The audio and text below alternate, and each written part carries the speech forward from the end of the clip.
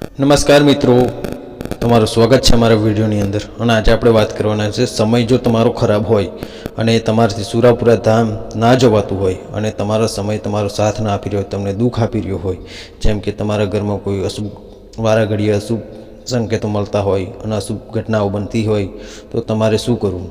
તો દોસ્તો, તમને હું જણાવી દઉં કે તમારાથી જો સુરાપુર ધામમાં ના જવાતું હોય તો આપણે પોતે ઘરે પોતાની માતાએ જે આપણે દીવાદશી કરીએ છીએ તેવી જગાએ તમે સુરાપુર ધામની માનતા કેવી રીતે રાખી શકો છો.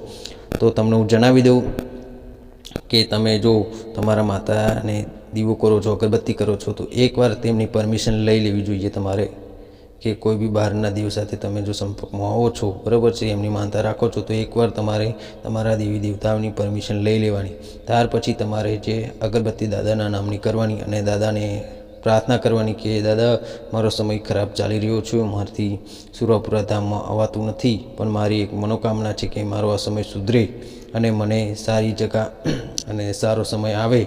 તો તમને હું પ્રાર્થના કરું છું કે મારો સારો સમય સુધરે દાદા.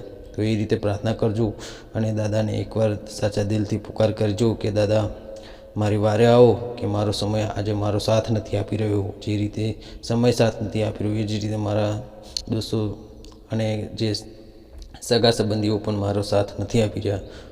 તો એ દાદા તમારી પ્રાર્થના જરૂર સાંભળશે અને સાચા દિલથી તમે જે પુકાર કર્યો હશે તો એકવાર જરૂર સાંભળશે અને તમારી રક્ષા કાજે દાદા જરૂરથી આવશે અને તમને જરૂર સપોર્ટ કરશે અને તમારો સમય જરૂરથી સુધરી જશે. અને પછી જો તમારો સમય સુધરી જાય ત્યારે એકવાર જરૂરથી દાદાના દર્શન કરવા જજો અને દાદાને અગરબત્તી કરજો. દીવાદશી કે એવું કરવાની જરૂર નહીં હોતી, પણ એકવાર દાદા ખાલી અગરબત્તીમાં જ બધું કામ તમારું થઈ જશે. નમસ્કાર મિત્રો.